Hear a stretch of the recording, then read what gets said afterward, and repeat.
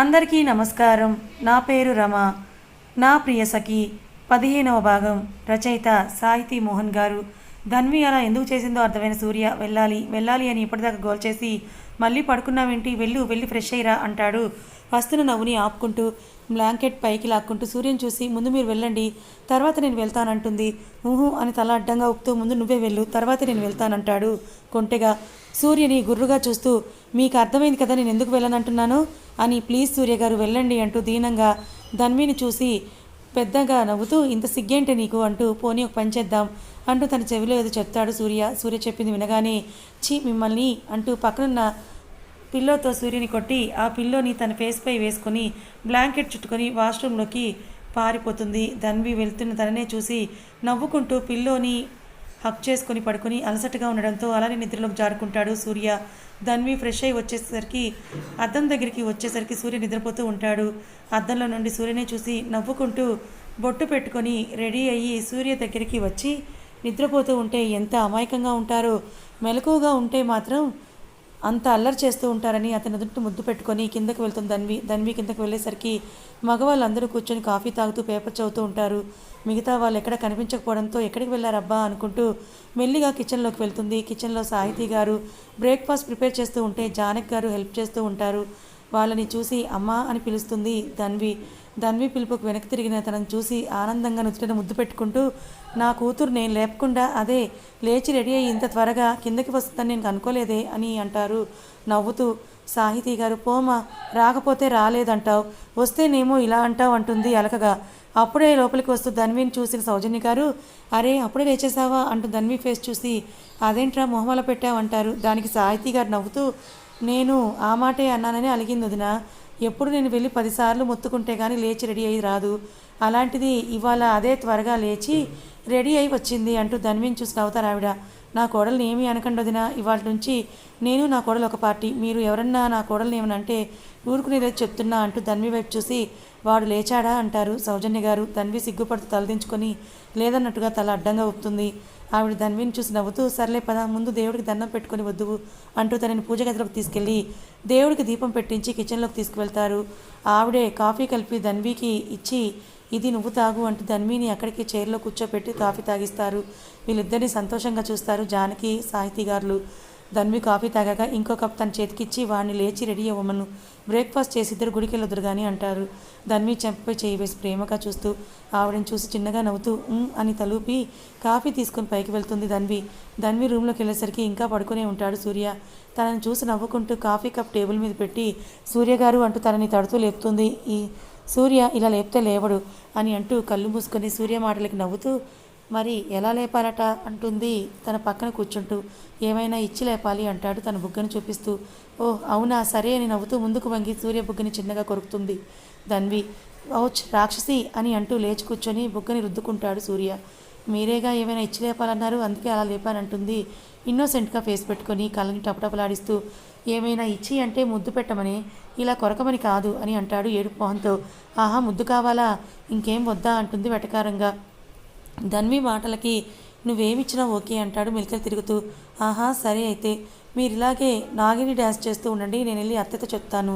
అత్తయ్య మీరు గుడికి వెళ్ళడానికి రెడీ అవ్వమన్నారు అని చెప్పినా రెడీ అవ్వట్లేదు సూర్య గారు అని అంటుంది. సూర్యని చూసి కన్నింగా నవ్వుతూ అమ్మ రాక్షసి అని గుండెల మీద చేసుకొని నేనెప్పుడు అన్నానే, అసలు నాకెప్పుడు చెప్పావు అమ్మ గుడికి వెళ్ళమందని అంటాడు సూర్య. ఇప్పుడు చెప్పానుగా, మీరు ఇలానే అది ఇది అంటూ రెడీ అవ్వకుండా కూర్చున్నారనుకోండి, మీరు అనకపోయినా అన్నారని చెప్తాను అక్కడికి వెళ్ళి అంటుంది.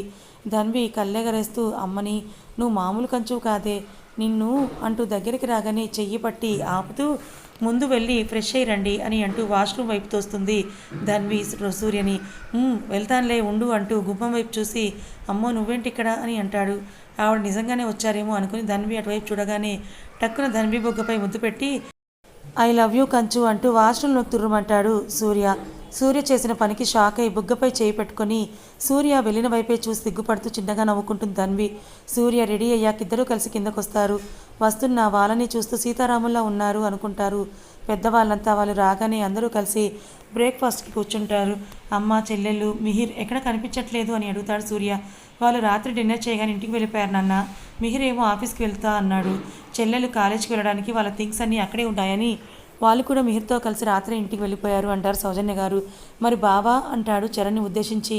చరణ్ మెడికల్ క్యాంప్ ఏదో ఉందని వెళ్ళాడు బాబు, రేపు రాత్రికి వస్తాడు అంటారు మోహన్ గారు. ఓ అని వాళ్ళ బ్రేక్ఫాస్ట్ ఫినిష్ కావడంతో సరే మా మేము గుడికి వెళ్ళొస్తామంటాడు సూర్య. అని వీళ్ళతో పాటుగా బయటకు వస్తారు వాళ్ళు కూడా.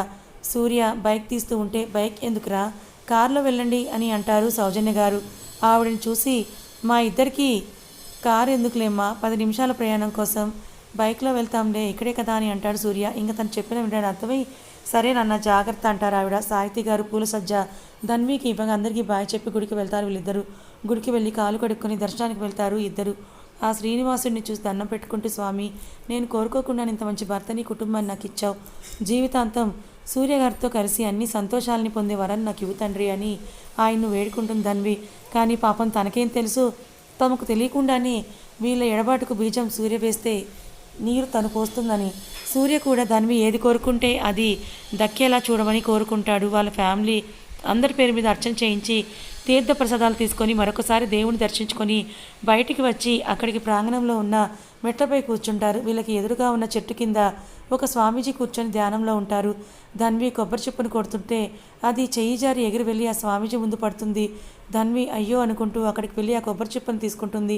ధన్వి అడుగుల శబ్దానికి కళ్ళు తెరిచిన స్వామీజీ తన ఎదురుగా ఉన్న ధన్విని కనుబొమ్మలు ముడివేసి తీక్షణంగా చూస్తారు. ధన్వి ఎదురుగా చూసేసరికి తననే చూస్తున్న స్వామీజీ కనపడటంతో ఆయనకు నమస్కరించి చిన్నగా నవ్వుతుంది.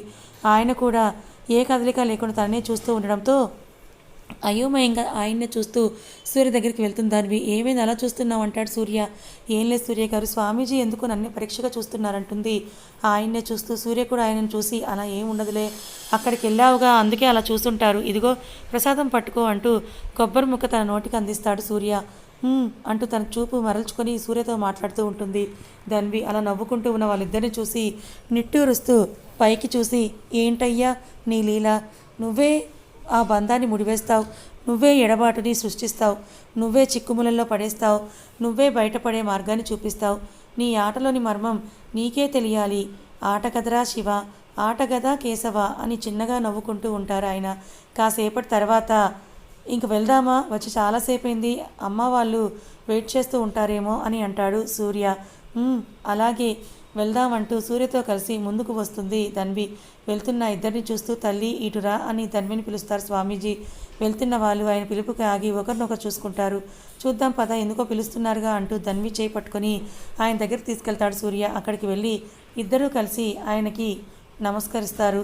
ఆయన ఇద్దరిని ఆశీర్వదించి ధన్విని చూస్తూ తన చేతిలోని కుంకుమను ధన్వికి ఇచ్చి, నువ్వు కోరుకున్నది జరగాలంటే మధ్యలో ఎన్నో అడ్డంకులు నువ్వు అధిగమించాలి తల్లి, నువ్వు ధైర్యంగా వేసే ప్రతి అడుగు నిన్ను విజయానికి దగ్గర చేస్తుంది, ఎటువంటి పరిస్థితుల్లోనూ నీ ఆత్మస్థైర్యాన్ని కోల్పోకు, విజయోస్తు అంటూ దీవించి కళ్ళు మూసుకొని ధ్యానంలోకి వెళ్ళిపోతారు. స్వామీజీ చెప్పింది విన్నాక ధన్వికి ఆందోళనగా అనిపిస్తూ ఉంటుంది. తన మనసు ఎందుకో కీడుని శంకిస్తూ ఉంటే భయంగా సూర్య చేతిని గట్టిగా పట్టుకుంటుంది. ఆయన మాటల గురించి ఆలోచిస్తున్న సూర్యకి ధన్వి అలా పట్టుకోగానే తను భయపడుతుందని అర్థమై తన ఆలోచనల్ని పక్కన పెట్టి ధన్వి చేయిపై చేయి వేసి తడుతూ, ఓయ్ ఏంటి అలా అయిపోయావు, వాళ్ళేదో ఇలాంటివి చెప్తూనే ఉంటారులే, భయపడుకు పద అని అంటూ తనని అక్కడి నుంచి తీసుకొని ఇంటికి వెళ్ళిపోతాడు సూర్య. వీళ్ళు వచ్చేసరికి అందరూ కూర్చొని మాట్లాడుకుంటూ ఉంటారు. సూర్య ధన్వి లోపలికి వచ్చి కూర్చుంటారు. సాహితీ గారు వీళ్ళకి మంచినీళ్ళు తేవడానికి కిచెన్లోకి వెళ్తారు. సూర్య వాళ్ళతో ఏదో మాట్లాడుతూ ఉంటాడు. కానీ ధన్వి మాత్రం స్వామీజీ మాటల్ని గుర్తు చేసుకుంటూ డల్గా కూర్చొని ఉంటుంది. వెళ్ళేటప్పుడు సంతోషంగా వెళ్ళిన ధన్వి వచ్చిన దగ్గర నుంచి డల్గా కూర్చోవడం చూసి మోహన్ గారు లేచి వెళ్ళి ధన్వి పక్కనే కూర్చొని, ఏమైందిరా చిట్టి తల్లి డల్గా అయిపోయింది అని అంటారు. ఆయన మాటలకు తన ఆలోచనల నుండి బయటకు వచ్చి మోహన్ గారిని చూస్తూ, అసలు విషయం చెప్తే వాళ్ళు ఎక్కడ కంగారు పడతారోనని. ఏం లేదు నాన్న, ఎండలో వచ్చాను కదా, కాస్త తలనొప్పిగా ఉంది అంతే అంటూ ఆయన భుజంపై తలవాలుస్తుంది ధన్వి. ఆయన మాటలు ఎక్కడ చెప్పేస్తుందో అని కంగారు పడుతున్న సూర్య తను అలా చెప్పేసరికి మెచ్చుకోలుగా చూస్తాడు ధన్వి వంక. సూర్య భావాలు అర్థమైన ధన్వి తనని చూసి కళ్ళార్పి చిన్నగా నవ్వుతుంది. అయ్యో తలనొప్ప, ఏమైందే అని నుదుటి మీద చెయ్యేసి చూడగా చల్లగానే ఉండడంతో ఇదిగో ఈ మంచినీళ్ళు తాగు అంటూ వాటర్ గ్లాస్ ధన్వికి ఇచ్చి సూర్యకు కూడా ఇస్తారు సాహితీ గారు. కార్ తీసుకొని వెళ్ళరా అంటే విన్నావా, ఏం కాదు అంటూ బైక్లో వెళ్ళారు. ఇప్పుడు చూడు ఎండలో వచ్చేసరికి ఎలా అయిపోయిందో తను అని సూర్యని తిట్టి ధన్వి వైపు తిరిగి, వెళ్ళి కాసేపు రెస్ట్ తీసుకోరా, సూర్య తీసుకెళ్లి తన రూమ్లోకి, కాసేపు ఆగి అక్కడికే మీకు లంచ్ తీసుకొస్తానులే అంటారు సౌజన్య గారు. సరే మా అంటూ ధన్విని తీసుకొని రూమ్లోకి వెళ్తాడు సూర్య. సూర్య రూమ్లోకి వెళ్ళగానే డోర్ క్లోజ్ చేసి బెడ్పై కూర్చొని తననే ఒళ్ళు కూర్చోపెట్టుకొని తన చుట్టూ చేతులు వేసి దగ్గరకు తీసుకొని, ఓయ్ కంచు, ఇటు చూడు, ఇంకా దాని గురించి ఆలోచిస్తున్నావా? వదిలేయిరా, అలాంటి వాళ్ళు ఇలానే ఏదో ఒకటి చెప్పి భయపడుతూనే ఉంటారు, పట్టించుకోకు, నేనున్నాను కదా, నీకు ఇంకా భయం వేస్తుందా అంటాడు ధన్విని తన గుండెలకు హత్తుకుంటూ.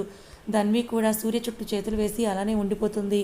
ఎంతసేపైనా ధన్వి అలానే ఉండడంతో, ఇలా కాదని, ఓయ్ కంచు, పొద్దున నన్ను భయపెట్టి నా వాటా నాకు ఇవ్వకుండా తప్పించుకున్నావుగా, ఇప్పుడు ఎక్కడికి వెళ్తావు అంటూ తన చేతిని ధన్వి చీరలోకి పోనిచ్చి తన నడుముని చుట్టేస్తాడు సూర్య.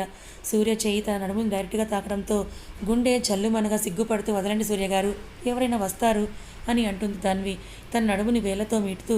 డిస్టర్బెన్స్ గాలు ఎవరూ ఇక్కడ లేరుగా, ఇంకెవరు వస్తారు అని అంటాడు మన కోతి బ్యాచ్ని ఉద్దేశించి. సూర్య చేతులకి గిలిగింతలు పడుతూ ఉంటే నవ్వుతూ, వాళ్ళు లేకపోతే అత్తయ్య లంచ్ తీసుకొస్తా అన్నారు కదా, మర్చిపోయారా అంటుంది. అందుకేగా డోర్ క్లోజ్ చేశాను అని కహానీలు చెప్పి తప్పించుకుందామని చూడకు, ఇప్పుడు నీ పప్పులే ఉడకమంటూ తన ఫేస్ని చేతిలోకి తీసుకొని తనకి మాట్లాడే అవకాశం కూడా ఇవ్వకుండా పెదవుల్ని తన పెదవులతో బంధించేస్తాడు సూర్య. సూర్య ముద్దులోని ప్రేమకి తన మనసులోని భయాలన్నీ తొలగిపోగా కళ్ళు మూసుకొని ఆ ముద్దులోని మాధుర్యాన్ని ఆస్వాదిస్తుంది ధన్వి. ధన్వి నార్మల్ అయ్యిందని అందమైన సూర్య మెల్లిగా అడ్వాన్స్ అవుతూ ఉండగా డోర్ కొట్టిన సౌండ్కి ఉలిక్కిపడి సూర్యను తోసేసి నుంచుంటుంది ధన్వి. తను తొయ్యడంతో వెళ్ళి మంచంపై పడ్డ సూర్య, రాక్షసి, అలా తోసేసావేంటే నన్ను అంటాడు లేచి కూర్చుంటూ. వద్దంటే విన్నారా, చూడండి ఇప్పుడు ఎవరో అంటూ తలుపు కొడుతున్నారు అంటుంది టెన్షన్గా. ఓసి నా బుచ్చమ్మ, తలుపే కదా కొడుతున్నారు, ఏదో బాంబు పడట్టు అంత టెన్షన్ పడుతూ కొడుతున్నావు అంటూ ధన్వి తలపై తట్టి వెళ్ళి డోర్ తెరుస్తాడు సూర్య. సూర్య తలుపు తీయగానే సౌజన్య గారు, సాహితీ గారు లోపలికి వస్తారు. అమ్ములు ఎలా ఉందిరా అని సాహితీ గారు అంటే, తలనొప్పి తగ్గిన తల్లి అని అంటారు సౌజన్య గారు. వీళ్ళ వెనక నుంచొని, ఎప్పుడో తగ్గిపోయింది మా, నేను మందు వేశానుగా అంటూ ధన్వికి పెదవులు చూపించి కన్నుగీటుతూ సూర్య చేసిన పనికి సిగ్గుపడి వాళ్ళు చూస్తారేమో అని కళ్ళతోనే సూర్యుని కసురుతుంది ధన్వి.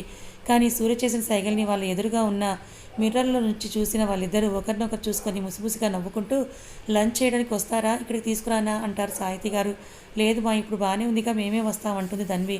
సరే అయితే అని సూర్యుని చూసి ముసిముసిగా నవ్వుకుంటూ బయటికి వెళ్ళిపోతారు సాహితీ గారు.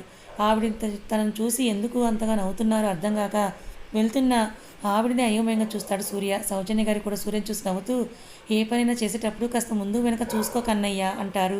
అది ఇప్పుడు ఎందుకు చెప్తున్నావుమా అంటాడు సూర్య. ఆ మాట ఎందుకు చెప్పారో అర్థం కాక తననే చూస్తున్న సూర్య గడ్డం పట్టుకొని ఎదురుగా ఉన్న అద్దం వైపు తిప్పి ఇందుకు అని నవ్వుతూ సూర్య బుగ్గని చిన్నగా తట్టి వెళ్ళిపోతారు సౌజన్య గారు. ఆవిడేం చెప్పారో కాసేపటికి అర్థమైన సూర్య అయ్యో అని నాలిక ఖర్చుకొని మెల్లిగా తల తిప్పి ధన్వీనే చూస్తాడు. అప్పటికి తననే గుర్రుగా చూస్తూ ఉన్న ధన్వీని చూసి వెర్రినవ్వు నవ్వుతూ ఉంటాడు సూర్య. ఛీ చూడండి మీ వల్లే అంతా అంటుంది అలగగా. ధన్వి చుట్టూ చేయి వేసి దగ్గరికి తీసుకొని, సారీ కంచు, నేను మిర్రర్ని గమనించలేదే అంటాడు. సారీ లేదు, పూరి లేదు, వదలని ముందు. సూర్యగారు, మీ వల్ల నా పరువు పోయింది, ఇప్పుడు కిందకెళ్ళి వాళ్ళని ఎలా ఫేస్ చేయగలను నేను అంటుంది ధన్వి. అబ్బా ఏం కాదులేవే, వాళ్ళు మన ఏజ్ నుంచి వచ్చిన వాళ్ళే, ఆ మాత్రం అర్థం చేసుకుంటారు, నో ప్రాబ్లం, పద కిందకెళ్దాం అంటాడు సూర్య. ఇంకా ఇక్కడే ఉంటే ఇంకేదో అనుకుంటారు, పదండి పోదాం అంటూ కిందకి నడుస్తుంది సూర్యతో పాటుగా. వీళ్ళు రాగానే అందరూ ఎలా ఉందని ధన్విని అడుగుతారు సౌజన్య గారు విష్ణు గారితో. మీ అబ్బాయి మందిచ్చాడులేండి, తగ్గిపోయిందంటారు సూర్యని చూసి నవ్వుతూ. సూర్య గతుక్కుమని ధన్విని చూడగానే నేను చెప్పానా అన్నట్టు గుర్రగా చూస్తుంది. అబ్బా ఇప్పుడే దీన్ని బదులనుకుని తీసుకొచ్చాను, ఏం కాదంటూ. ఇంకా నేను చెప్పినా వినదు, రూమ్లోకి వెళ్ళాక ఏం చేస్తుందో ఏంటో, అసలే పెద్ద కంచు ఇది అని తన తల కొట్టుకుంటాడు సూర్య. అవునా, ఇంత త్వరగా రిలీఫ్ ఇచ్చిందంటే ఏదో మంచి మెడిసిన్ అయి ఉండాలి, ఏం ట్యాబ్లెట్ అది అని సౌజన్య గారిని అడుగుతాడు విష్ణు గారు. ఏమో మీ అబ్బాయిని అడగండి అని ముసుముసుగా నవ్వుతూ ఉంటారు ఆవిడ. అసలే ధన్వి ఏమంటుందో అన్న టెన్షన్లో ఉన్న సూర్య ఆవిడ మాటలకి ఏడుపు మొహం పెట్టుకొని మరీ దొరికాను కదా అని ఓ మోసయ్యకుమా అంటాడు. ఆహా, మరి ఇంట్లో నువ్వు మమ్మల్ని ఏడిపించినప్పుడు నాన్న అంటారు ఆవిడ. అమ్మ అది వేరు ఇది వేరు అంటాడు పక్కనే ఉన్న ధన్విని చూపించి కళ్ళతోనే సైగ చేస్తూ. ఆవిడ ధన్విని చూడగానే సిగ్గుపడుతూ సూర్యనే కోపంగా చూడటం చూసి నవ్వుకొని నీకు అలానే కావాలన్నట్టుగా వేలు చూపిస్తారు సౌజన్య గారు. అలా సరదాగా లంచ్ పూర్తి చేసుకొని మగవాళ్ళు రెస్ట్ తీసుకోవడానికి వెళ్తే ఆడవాళ్ళందరూ హాల్లో కూర్చొని ముచ్చట్లు చెప్పుకుంటూ ఉంటారు. సూర్య మీద అడిగిన ధన్వి రూమ్కి వెళ్లకుండా కావాలని వీళ్ళ దగ్గరే సెటిల్ అయిపోతుంది. అందరూ ఉండడంతో ఏం మాట్లాడలేక సైగలు చేస్తూ ఉంటాడు సారీ అని. అబ్బే అయినా మన పాప అస్సలు కరగలేదు, అలా ఈవినింగ్ వరకు వాళ్ళ దగ్గరే ఉండిపోయింది. సూర్య బతిమలాడడం ధన్వి బెట్టు చేయడం చూసి నవ్వుకుంటారు వాళ్ళందరూ కూడా నైట్ డిన్నర్ టైంలో కూడా సూర్యతో మాట్లాడుతూ ధన్వి అందరూ డిన్నర్ ముగించుకొని రెస్ట్ తీసుకోవడానికి వెళ్ళగానే సెకండ్ నైట్ కోసం ధన్విని రెడీ చేసి పాల గ్లాస్ ఇస్తారు సాహితీ గారు. సౌజన్య గారు కూడా ధన్విని చూసి మెటికలు విరిచి నుదుటిన ముద్దు పెట్టుకొని భార్యాభర్తల మధ్య ఇలాంటి సరదాలు సరసాలు అలకలు బుజ్జగిప్పులు లేకపోతే లైఫ్ బోర్గా ఉంటుందిరా, అన్నింటినీ ఎంజాయ్ చేయాలి కానీ ఏవి శృతిమించకూడదు అని నేనేం చెప్పానో నీకు అర్థమైందిగా అంటారు. ధన్వి సిగ్గుపడుతూ అని తలుపుతుంది చిన్నగా. ఆవిడ నవ్వుతూ చెంపపై తట్టి వెలునాన్న అంటారు. ధన్వి రూమ్లోకి వెళ్ళేసరికి టెన్షన్తో అటు ఇటు తిరుగుతూ ఉంటాడు సూర్య. అలా తిరుగుతున్న సూర్యని చూసి చిన్నగా నవ్వుకొని మళ్ళీ సీరియస్గా ఫేస్ పెట్టుకొని లోపలికి వచ్చి పాల గ్లాస్ టేబుల్పై పెట్టి నేరుగా వెళ్ళి బెడ్ పైనే పడుకుంటుంది ధన్వి. తనని కనీసం చూడకుండా వెళ్ళి పడుకున్న ధన్విని చూసి అమ్మో నా కంచు మంచి హీట్ మీద ఉంది, ఎలా కూల్ చేయాలో ఏంటో అనుకుంటూ ఒరే సూర్య ఎంత కష్టం వచ్చిందిరా నీకు అని తన మీద తనే జాలి పడుతూ మెల్లిగా వెళ్ళి ధన్వి పక్కనే పడుకొని తనపై చెయ్యి వేస్తాడు సూర్య. సూర్య మాటలు విన్న ధన్వి తనలో తనే నవ్వుకుంటూ తనపై చెయ్యి వేయగానే తీసేసి దూరం జరుగుతుంది.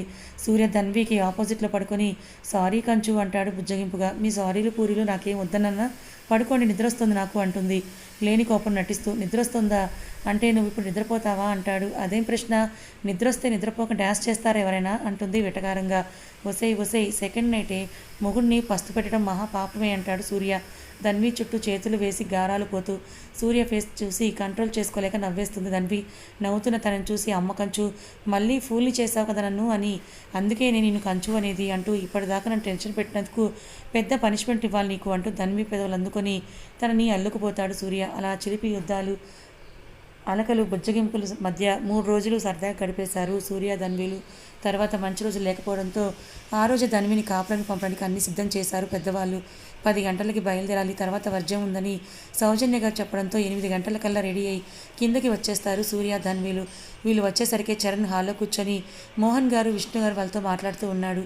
ధన్వి చరణ్ చూడగానే అన్నయ్య ఎప్పుడొచ్చావురా అంటూ వెళ్ళి చరణ్ పక్కనే కూర్చుంటుంది. ధన్విని చూసి నవ్వుతూ నైటే వచ్చానురా, 12 అయింది వచ్చేసరికి అని అంటాడు చరణ్. ఎలా జరిగింది క్యాంప్ అని అంటుంది. బాగానే జరిగిందిరా, నెక్స్ట్ మంత్ మళ్ళీ వెళ్ళాలి అని అంటాడు చరణ్. ఇలా చరణ్ తన క్యాంప్ విశేషాలన్నీ చెప్తూ ఉంటే వింటూ ఉంటుంది.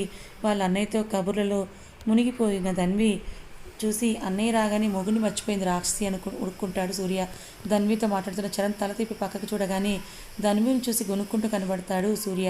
ఉడుక్కుంటున్న సూర్యని చూసి నవ్వుతూ చెల్లి నీకు ఇక్కడ ఏమన్నా కాళ్ళ వాసన వస్తుందా అంటాడు సూర్యని చూపించి సైగ చేస్తూ. పక్కకు తిరిగి సూర్యని చూడగానే తనని అలకగా చూసి తల పక్కకు తిప్పేస్తాడు సూర్య.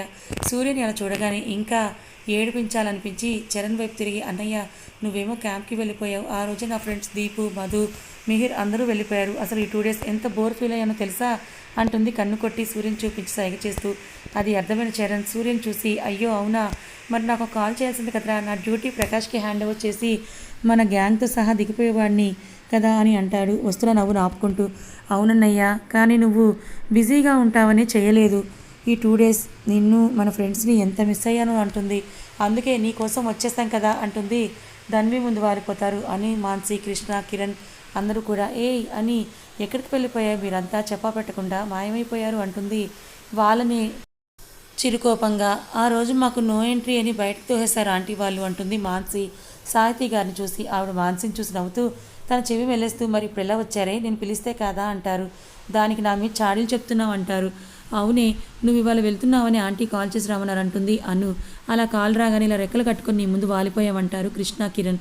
వీళ్ళ ఫ్రెండ్షిప్ని చూసి నవ్వుతారు సూర్య వాళ్ళంతా. ధన్వి సూర్యని చూడగానే అప్పటిదాకా నవ్వుతున్న వాడల్లా వెంటనే సీరియస్ పెట్టుకొని అక్కడి నుంచి వెళ్ళిపోతాడు సూర్య. సూర్యని చూసి ఎలా ఉన్నారు బావగారు అని వీళ్ళు అడగగానే వాళ్ళతో నవ్వుతూ మాట్లాడతాడు. కానీ ధన్విని మాత్రం అస్సలు పట్టించుకోడు. తను మాట్లాడించాలని చూసినా అస్సలు పలకడు.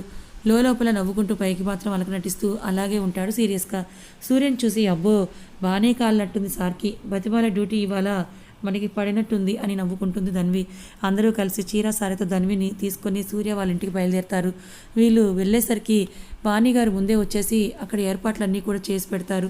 సూర్య ధన్వీలు గుమ్మం దగ్గరికి రాగానే దిష్టి తీసి లోపలికి ఆహ్వానిస్తారు వాణి గారు. వీళ్ళు లోపలికి వస్తుండగానే పైనుంచి కిందకు వస్తున్న దీపు మధులు ధన్వేని చూసి ఎగ్జైట్ అవుతూ వదినా అని అరుస్తూ పరుగున వచ్చి తన చేతులు పట్టుకుని చుట్టూ తిప్పేస్తారు.